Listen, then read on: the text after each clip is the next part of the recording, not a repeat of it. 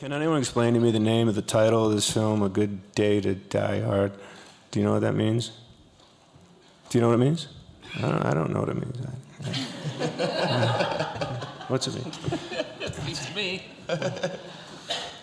I don't know what that means.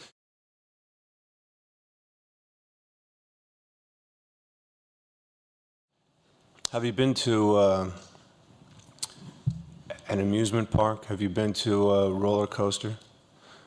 The idea of riding on a roller coaster is to come as close as you possibly can to think like you're going to fall off. The best roller coaster ride makes you think, oh my, I'm gonna fall over. I'm gonna have to go upside down and drop out of the car. These films are just for entertainment.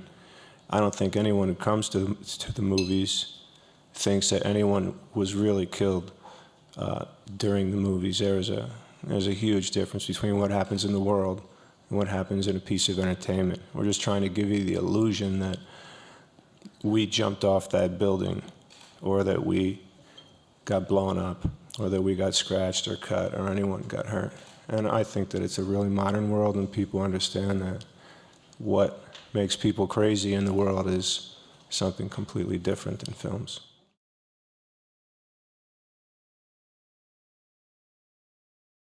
We should. I mean, we're running out of family members. We don't really have anybody else we can... We need some cousins. Need some cousins. We do have some cousins, although... Cousins. John has a cousin who says his last name is Willis, or McClane.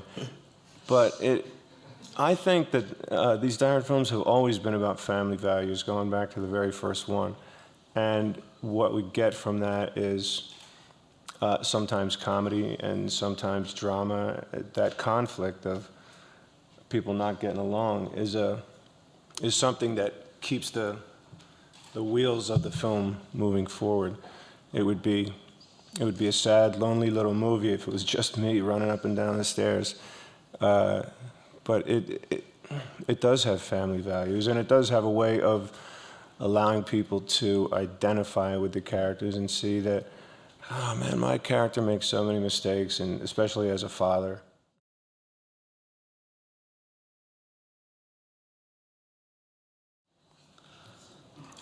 Who said that about me? Was that my wife? Did she say that? Oh, well, yes, of course, yes. I am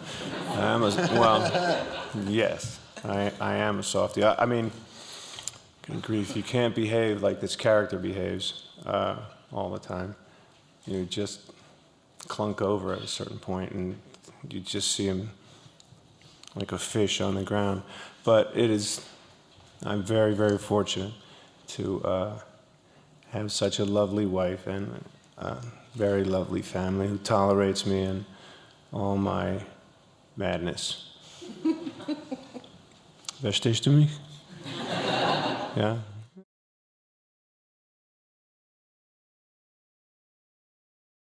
Yeah, certainly early on. Obviously, before I met Bruce and John and everyone else involved, you never know what to expect. And I mean, this goes back to the audition process when I was auditioning for the role, and heading in there. It's always a little nerve-wracking when you've been asked to perform and not only trying to do a good job yourself, but you're working along someone whose work you're very familiar with and whose work you admire, and there's a whole lot of emotions that go into that experience. But any sort of intimidation or nervousness was dissipated quickly because of the way Bruce treated me in the room, and John as well, and they made it incredibly easy to just have fun with it and have fun with the scenes we were working on. And I don't know, perhaps there was a natural chemistry that we discovered in that room, and that's probably got a lot to do with why things worked out the way they did. So after that point, it was just about having fun for me. Yeah, he's intimidating on screen, but he's really not too... I'm just a kitty cat. What did my wife say? I'm just a pussycat? What? Yeah, exactly. He's a big softie.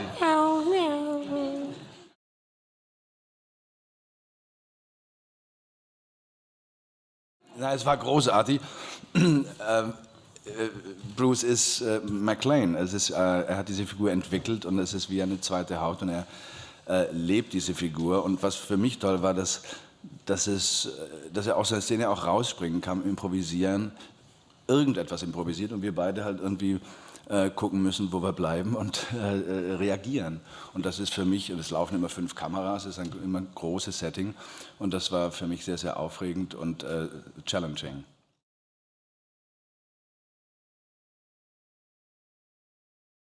Yeah, there are a lot of references. In fact, there's a very subtle one where Bruce shoots the glass in the Hotel Ukrainia, which of course is a reference to Hans Gruber saying "shoot the glass" in the first movie. There's plenty of them. I could stay here all day, folks. But yes, they are tiny little nods and odes to the joy of the first movie.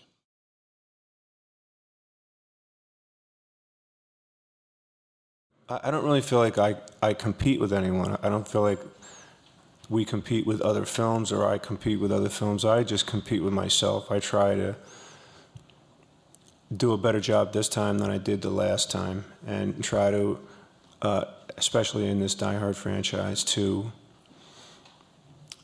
I think we all did. We all tried to come up with something that's a little bit better than what was in the last one, a little tougher, a little crazier, more, if this is an actual verb, to try to be more Die Hard and to try to make it bigger and excuse me, and that's mostly John's job, to make it bigger, make it louder, make it crazier, and I just hope we get to do even more crazy things over the next couple films.